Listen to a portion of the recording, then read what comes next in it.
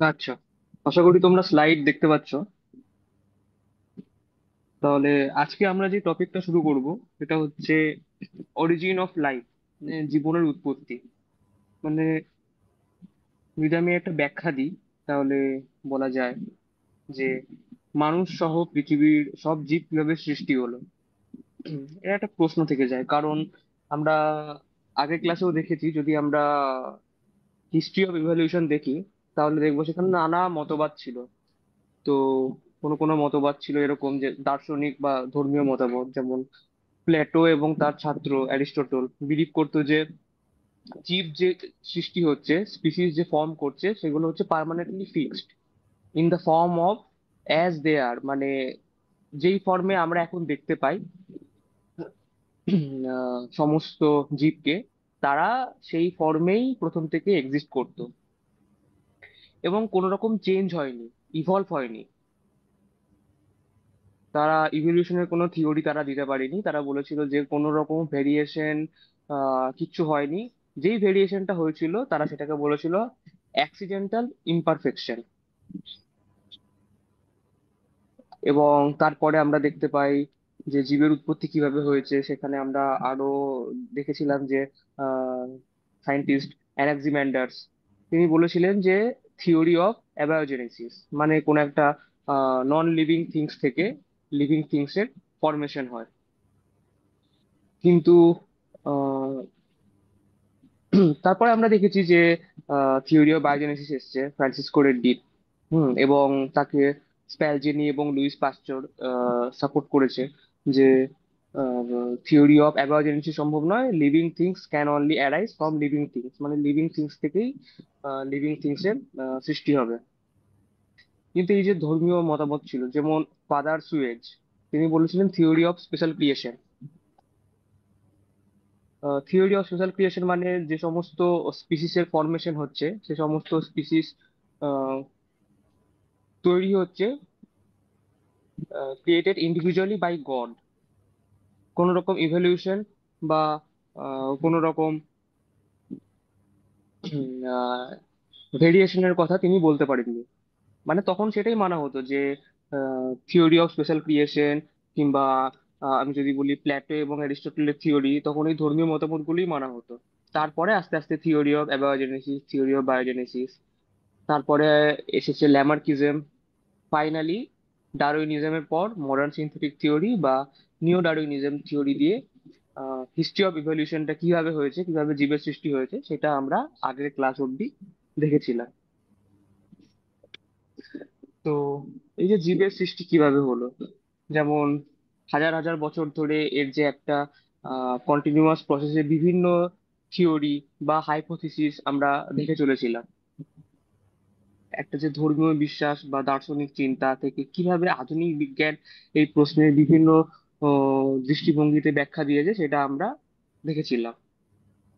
আচ্ছা, তো origin of life বা জীবনের উৎপত্তি আজকের এই ক্লাসে আমরা দেখব যে বৈজ্ঞানিক দৃষ্টিকোণ থেকে ধাপে ধাপে কিভাবে আহ, আমাদের যে পুরনো থিওরি ছিল, মানে থিওরি অফ বায়োজেনেসিস কিংবা নিও ডারউইনিজম, কিভাবে সেসব থিওরিকে সাপোর্ট করে জীবের উৎপত্তি হয়েছে। তো সরি তার জন্য কিছু হাইপোথিসিস বা থিওরি আমরা দেখতে পাই। যেমন হচ্ছে যদি আমি 1 নম্বর বলি তাহলে এখানে তোমরা দেখতে পাবে আদিম পৃথিবীর পরিবেশ বা প্রাইমর্ডিয়াল আর্থ হাইপোথিসিস। মানে এর সারাংশ হচ্ছে প্রথম জীবের উৎপত্তির জন্য প্রয়োজন নির্দিষ্ট পরিবেশ, সেটা ছিল পৃথিবীর আদিম রূপ। মানে পৃথিবীর আদিম রূপে কিভাবে প্রথম জীব, যে আমরা পরে দেখবো ইউনিসেলুলার জীব থেকেই, ইউনিসেলুলার প্রোক্যারিওটিক থেকেই আস্তে আস্তে ইউক্যারিওটিক জীবের সৃষ্টি হয়েছে, তো সেটা কিভাবে হয়েছে, প্রথম জীবের উৎপত্তির জন্য কেন পৃথিবীর আদিম রূপ প্রয়োজন ছিল এবং এর কি কি বৈশিষ্ট্য, সেটা আমরা দেখব। তো পৃথিবীর যে আদিম রূপ, মানে এর বৈশিষ্ট্য কি, প্রায় 4.5 বিলিয়ন ইয়ার্স এগো পৃথিবী যখন সদ্য গঠিত হয় বা ফর্ম হয়, বিভিন্ন মিটিওর শাওয়ার বা অ্যাস্টেরয়েডের ফলে যখন পৃথিবীর ফর্ম হয়, তখন তা ছিল একটি উচ্চ তাপমাত্রার বলয়। উচ্চ তাপমাত্রার বলয় কেন? কারণ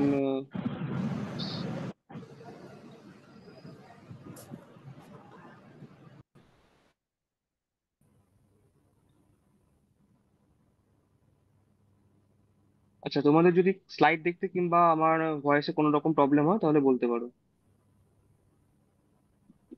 আচ্ছা, তো তখন তা ছিল একটা উচ্চ তাপমাত্রার বলয়, কারণ সেখানে প্রচুর আগ্নেয়গিরি ছিল। হ্যাঁ, অগ্নুৎপাত বা বজ্রপাত আহ, ঘন ঘন হতো এবং বায়ুমণ্ডলটা ঘন ছিল। তার বিভিন্ন কারণ ছিল, কারণ সেখানে আহ অক্সিজেন তো ছিলই না, ল্যাক অফ অক্সিজেন। এবং অক্সিজেন ছিল না, বরং সেখানে ছিল কিছু গ্যাসীয় উপাদান, যেমন methane, ammonia, hydrogen, H2O vapour বা জলীয় বাষ্প। হুম, এরকম ধরনের কিছু উপাদান ছিল এবং সেখানে অক্সিজেন ছিল না। তো এই যে সামগ্রিক পরিবেশ, পৃথিবীর আদিম পরিবেশটা, এটা কেন গুরুত্বপূর্ণ ছিল? এটা প্রশ্ন হতে পারে যে এখানে তো আমার কোনো রকম অক্সিজেন নেই, তাহলে আমার লাইফ ফর্ম হচ্ছে কি করে?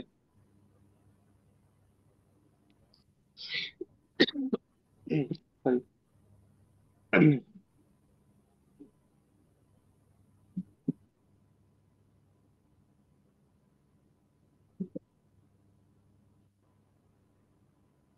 তো এই যে ল্যাক অফ অক্সিজেন থাকা সত্ত্বেও বিভিন্ন রাসায়নিক শক্তি বা পরিবর্তনশীলতা ছিল, যার ফলে জৈব অণু গঠনের সম্ভাব্য উপাদান ও শক্তি উৎস হিসেবে কাজ করেছে। মানে আমার তো এখানে যেহেতু পৃথিবীর আদিম রূপে আমি মেনশন করলাম যে এখানে ল্যাক অফ অক্সিজেন ছিল এনভায়রনমেন্টে। এবং সেখানে ছিল তোমার বিভিন্ন ধরনের উপাদান, মিথেন, অ্যামোনিয়া, হাইড্রোজেন, জলীয় বাষ্প। তো এইগুলো থেকে কিছু রাসায়নিক বিবর্তন ঘটেছিল এবং এই পরিবর্তনশীল বিবর্তনের ফলেই আমার যে জৈব অণু গঠনের সম্ভাব্য উপাদানের সৃষ্টি হয় এবং সেটা অ্যাজ এ এনার্জি সোর্স বা শক্তি উৎস হিসেবে কাজ করে। তো রাসায়নিক যে শক্তি বা পরিবর্তন, সে রাসায়নিক বিবর্তন তত্ত্ব, সেটাকে আমরা বলতে পারি কেমিক্যাল ইভলিউশন থিওরি, রাসায়নিক বিবর্তন তত্ত্ব, যেটা দিয়েছিলেন বিজ্ঞানী ওপারিন এবং হ্যালডিন হ্যালডেন। বিজ্ঞানী আলেকজান্ডার ওপারিন, তিনি ছিলেন রাশিয়ার বিজ্ঞানী, এবং যুক্তরাষ্ট্রের বিজ্ঞানী জেবিএস হ্যালডেন।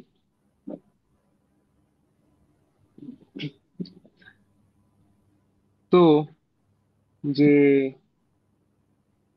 জীবনের উৎপত্তি কিভাবে হয়েছিল অজৈব পদার্থ থেকে ধাপে ধাপে কিভাবে উম, রাসায়নিক রূপান্তরের মাধ্যমে জীবনের উৎপত্তি হয়, সেটাই ব্যাখ্যা করেছিলেন আলেকজান্ডার ওপারিন এবং জেবিএস হ্যালডেন।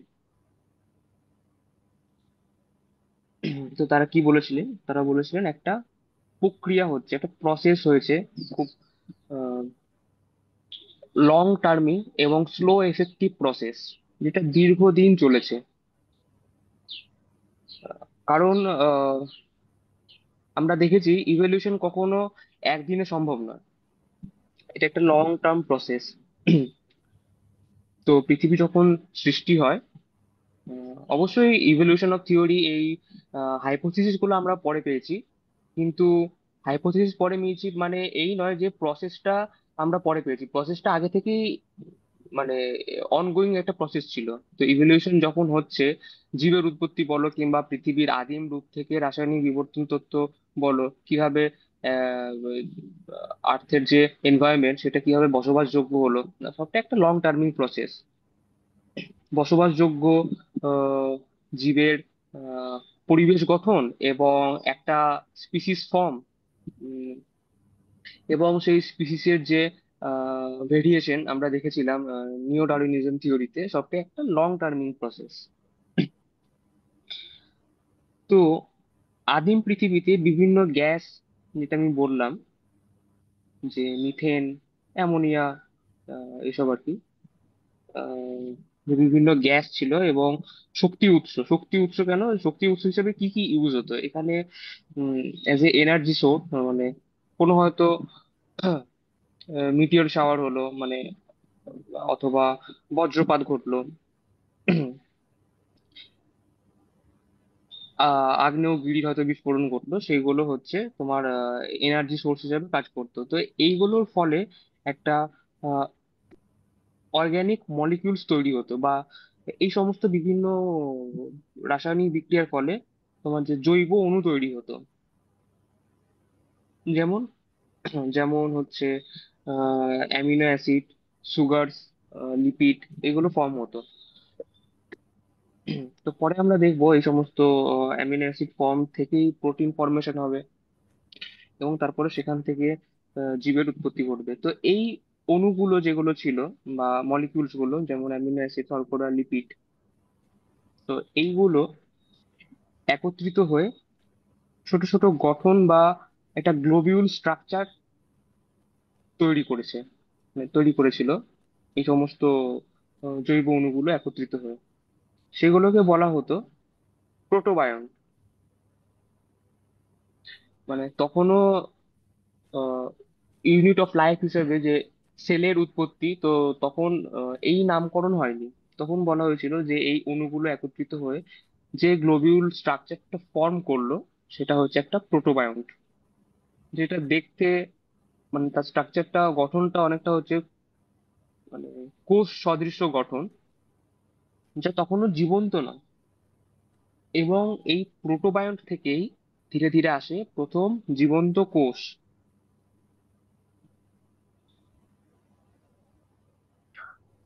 তো এই প্রোটোবায়ন্ট থেকে যে প্রথম জীবন্ত কোষ আসে, তো এটা সিগনিফিকেন্স বা বৈজ্ঞানিক গুরুত্ব কি? এই তত্ত্ব জীবনের যে, আমি যদি বলি, স্বয়ংচালিত উৎপত্তি ধারণার একটা ভিত তৈরি করে। যে কিভাবে আমার এনভায়রনমেন্টে ল্যাক অফ অক্সিজেন আছে, বিভিন্ন গ্যাস আছে, সেখান থেকে কিভাবে রাসায়নিক বিবর্তনের মাধ্যমে এবং শক্তির উৎস নিয়ে কিভাবে স্মল মলিকিউলস ফর্ম করে, এবং সেই স্মল মলিকিউলস একত্রিত হয়ে একটা গ্লোবিউল স্ট্রাকচার ফর্ম করে, এবং এই গ্লোবিউল স্ট্রাকচার কিভাবে প্রোটোবায়ন্টে সৃষ্টি করে।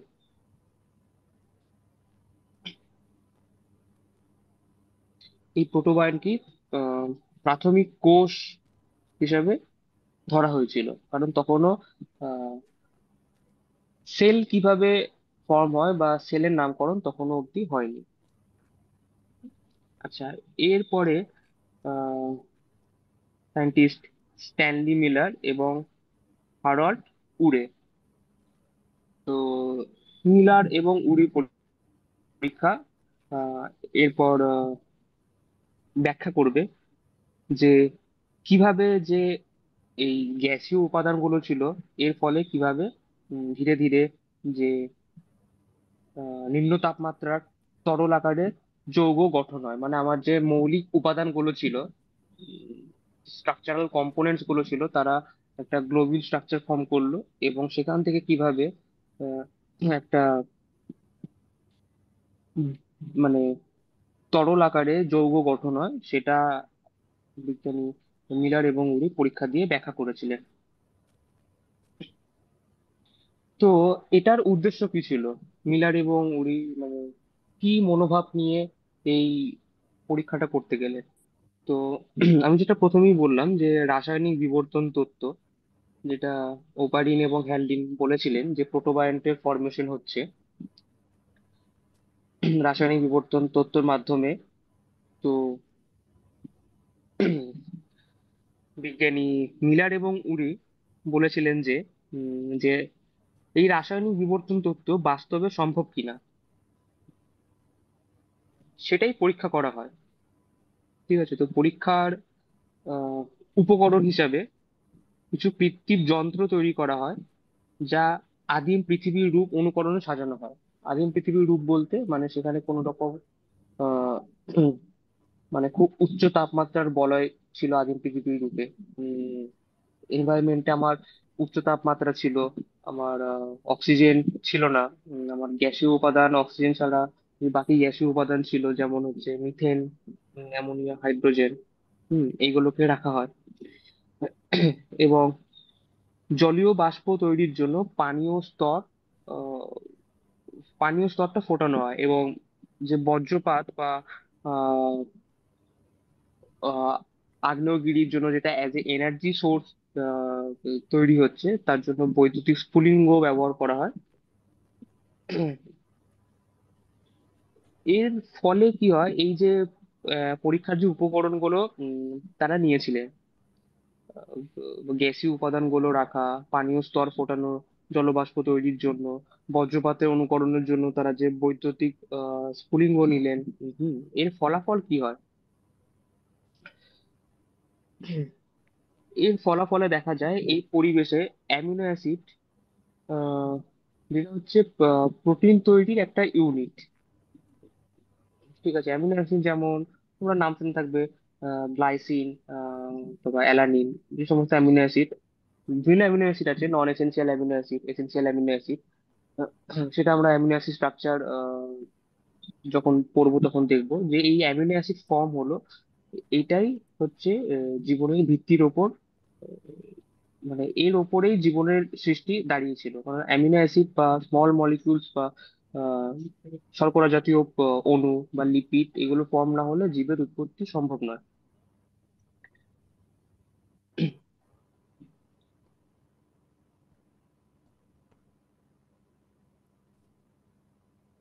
তো তারা কি করেছিলেন, আদিম পৃথিবীর অনুকরণে আমি যে উপাদানগুলো বললাম, একটা বদ্ধ কাচের যন্ত্র বানান এবং সেখানে এই সমস্ত উপাদান দেওয়া হয়। এবং বজ্রপাতের অনুকরণে সেখানে বৈদ্যুতিক স্ফুলিঙ্গ তৈরি করা হয়। 1 সপ্তাহ পর তারা দেখেন, আমি যে বললাম অ্যামিনো অ্যাসিড তৈরি হয়েছে, যা প্রোটিন গঠনের জন্য অপরিহার্য। এই অ্যামিনো অ্যাসিড গুলো ফর্ম হতে থাকে সেই বদ্ধ কাঁচের যন্ত্রের মধ্যে।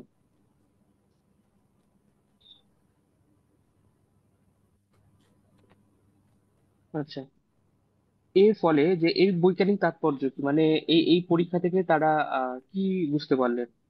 ফলে প্রমাণিত হয় যে জীবনের যে মৌলিক উপাদান তৈরি হচ্ছে আহ, প্রাকৃতিক পরিবেশ থেকে, সেইটা পৃথিবীর এই আহ, যে একটা হার্শ কন্ডিশন, এখান থেকে রাসায়নিক বিবর্তনের মাধ্যমেই তৈরি হয়েছে। এই রাসায়নিক বিবর্তন তত্ত্বকে তারা সাপোর্ট করলেন। এবং এই পরীক্ষা ছিল আহ, আধুনিক প্রাকৃতিক জীব উৎপত্তি গবেষণার একটা মাইল ফলক। কারণ ওই হার্শ কন্ডিশন থেকেও কিভাবে জীবের উৎপত্তি হতে পারে, যেখানে আমার কোনো অক্সিজেন নেই, আহ, সেখান থেকেও কিভাবে প্রোটোবায়ন্টের ফরমেশন হতে পারে, সেই ওপারিন এবং হ্যালডিনের যে থিওরি, তাকেই বৈজ্ঞানিকভাবে তাৎপর্যপূর্ণ করে তুললেন সায়েন্টিস্ট মিলার এবং কুরি। আচ্ছা, এরপরে আমরা দেখব আরএনএ ওয়ার্ল্ড হাইপোথিসিস বা আরএনএ বিশ্ব তত্ত্ব। মানে এর আরএনএ বিশ্ব তত্ত্বের প্রেক্ষাপটটা কি ছিল, যেমন আহ, এর প্রেক্ষাপট ছিল যে ডিএনএ ও প্রোটিন ছাড়া কোষ তৈরি সম্ভব নয়। কিন্তু ডিএনএ কে পড়ার জন্য প্রোটিন দরকার হয়, আবার প্রোটিন তৈরির জন্য ডিএনএ দরকার। তাহলে প্রথমে কোনটি এলো? ঠিক আছে, মানে আমার যদি প্রোটিন ফর্ম না হয় তাহলে ডিএনএ কে রিড করা যায় না। এবং প্রোটিন তৈরির জন্য ডিএনএ দরকার, কারণ ডিএনএ থেকেই আরএনএ ফর্ম হবে, সেখান থেকে ম্যাচিওর আরএনএ বা এমআরএনএ ফর্ম হবে, এবং এই এমআরএনএ থেকে ট্রান্সলেশনের মাধ্যমে প্রোটিন তৈরি হয়। সেন্ট্রাল ডগমা থিওরি, যেটা তোমরা সবাই জানো। তো প্রথমে কোনটি এলো, তো এর আরএনএ বিশেষত্ব বলছে যে আরএনএ ছিল প্রথম জৈব অনুকরণ। এর কারণ হচ্ছে আরএনএ নিজেই তথ্য সংরক্ষণ করতে পারে যেমন ডিএনএ, কিন্তু স্ট্রাকচারাল ডিফারেন্স আছে, যেমন বেসিক স্ট্রাকচারাল ডিফারেন্স, যেমন DNA double standard, RNA single standard. এটা খুব বেশি। এর মানে এটাই নয় যে সবসময় ডিএনএ সিঙ্গেল স্ট্যান্ডার্ডই হবে, ডবল স্ট্যান্ডার্ড সিঙ্গেল স্ট্যান্ডার্ড আরএনএই হবে। ডাবল স্ট্যান্ডার্ড আরএনএও এনভায়রনমেন্টে এক্সিস্ট করে। কিন্তু আমরা আরএনএ ওয়ার্ল্ড হাইপোথেসিস দেখছি তখনকার দিনে বিজ্ঞান চর্চার ভিত্তিতে। তো তখন এটি মানা হতো যে আরএনএ হচ্ছে সিঙ্গেল স্ট্যান্ডার্ড এবং আরএনএ নিজেই তথ্য সংরক্ষণ করতে পারে। এবং আরএনএ এর একটা এনজাইমেটিক ফাংশন আছে বা ক্যাটালিটিক ফাংশন আছে।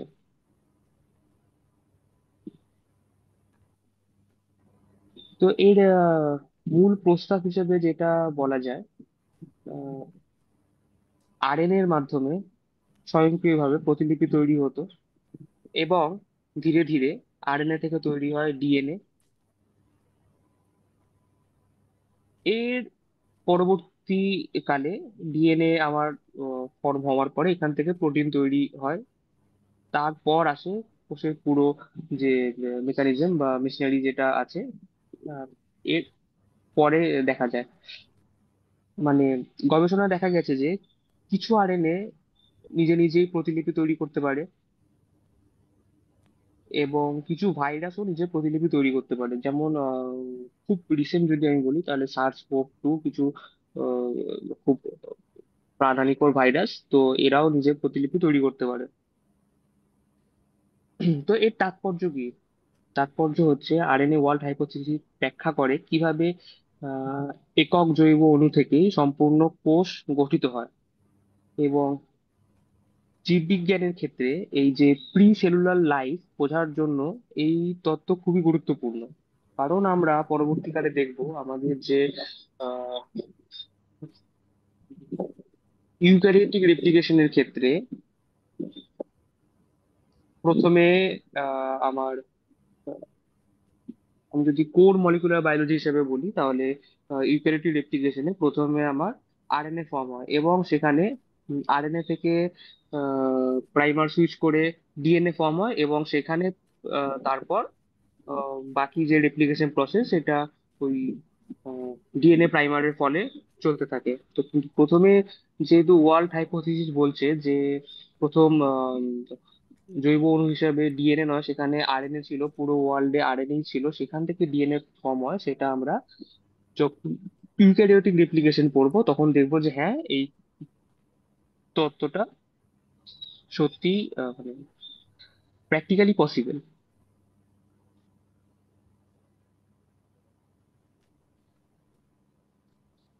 আচ্ছা, তো আরএনএ বিশ্বতত্ত্ব যেই আমি যদি সংক্ষেপে বলি তাহলে আরএনএ থেকেই ডিএনএ তৈরি হচ্ছে। আমার যখন ডিএনএ তৈরি হলো তাহলে সেই ডিএনএ থেকেই with the help of central dogma theory protein form হলো এবং এখান থেকেই যে জটিল কোষীয় জীবন তৈরি হলো।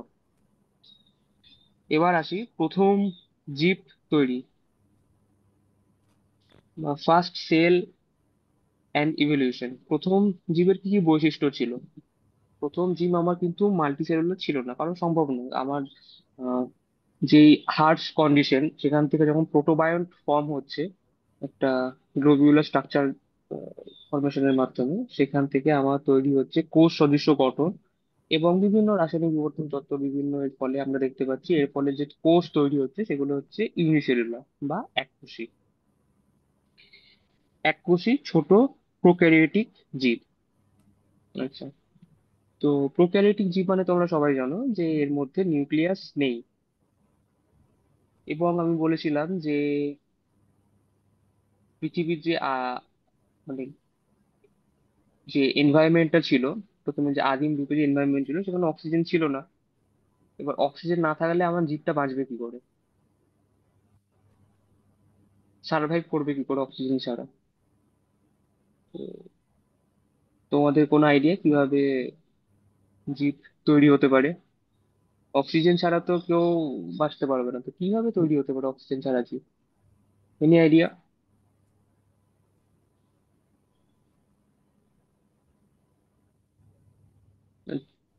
অক্সিজেন ছাড়া জীব তৈরি হতে পারে এবং সার্ভাইভ করতে পারে, প্রোটোবায়ন্টের ফলে যে জীবগুলো তৈরি হলো তারা সার্ভাইভ করতে পারে কারণ তারা ছিল অ্যানারোবিক জীব।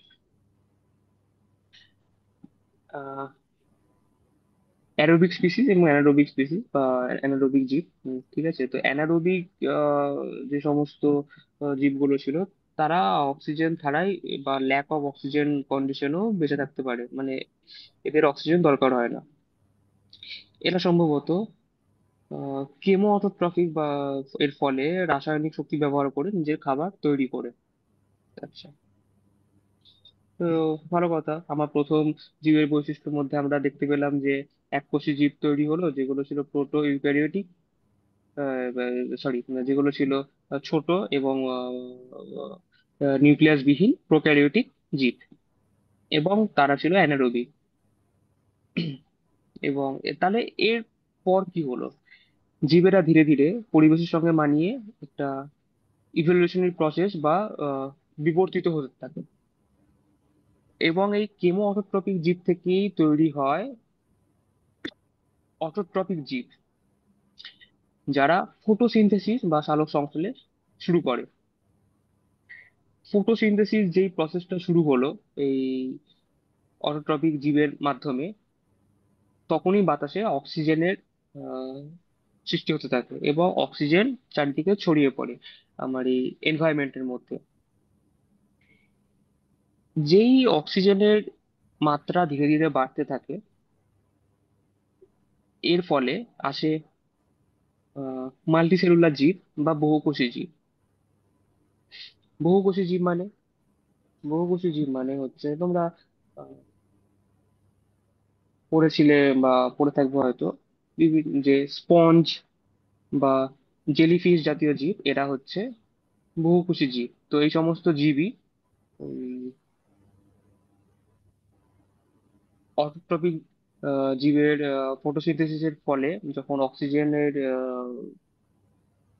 মাত্রা ছড়িয়ে পড়ে, মানে বাড়তে থাকে পরিবেশে, তখন এই স্পঞ্জ বা জেলিফিশ জাতীয় জীবের বহুকোষী প্রাণীর আবির্ভাব ঘটে। এবং এর ফলে ধীরে ধীরে বিভিন্ন জটিল প্রাণী, যেমন প্রথমে হচ্ছে আহ, বিভিন্ন ফিশ, বা এরপর আসে রেপটাইলস, এরপর বিভিন্ন উভচর প্রাণী, এবং তারপর আসে স্তন্যপায়ী প্রাণী এবং মানুষের সৃষ্টি হয়।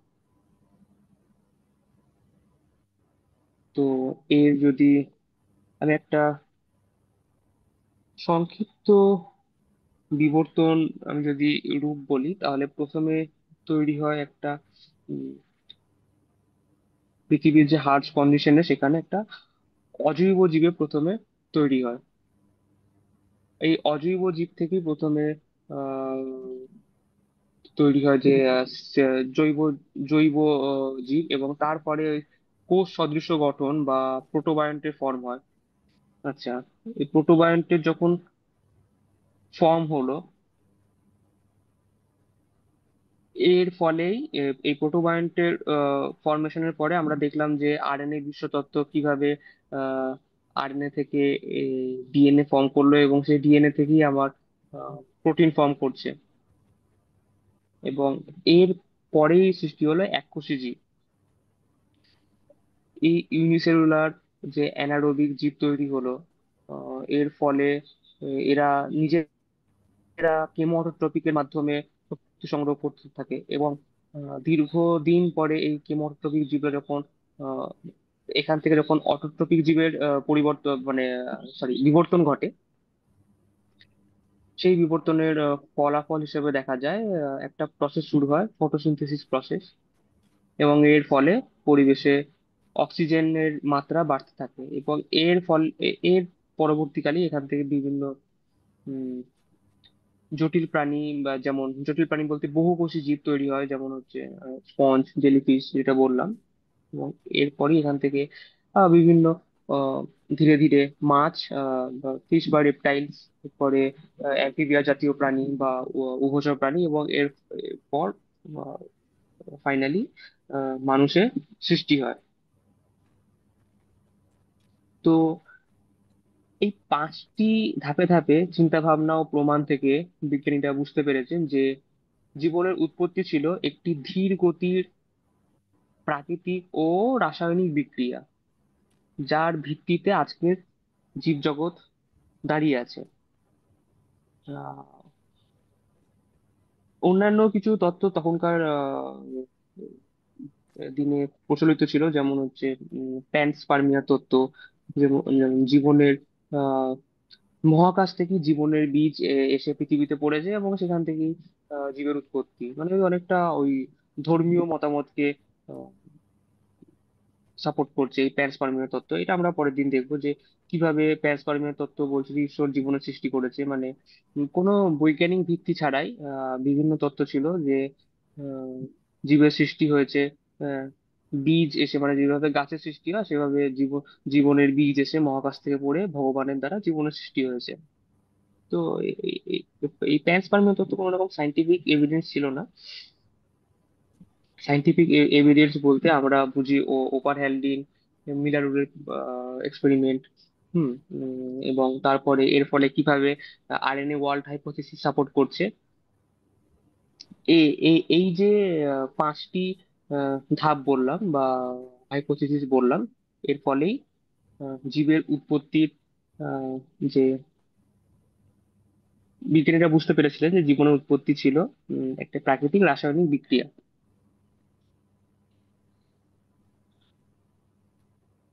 ওকে। তো কারো কোনো রকম ডাউট যদি থাকে তাহলে বলতে পারো। Chakdwip high school, Nimpith Vidyabhavan, Shrirampur girls high school. যদি কারো কোনো রকম ডাউট থাকে তাহলে বলতে পারো, আদারওয়াইজ তোমরা ক্লাস লিভ করতে পারো।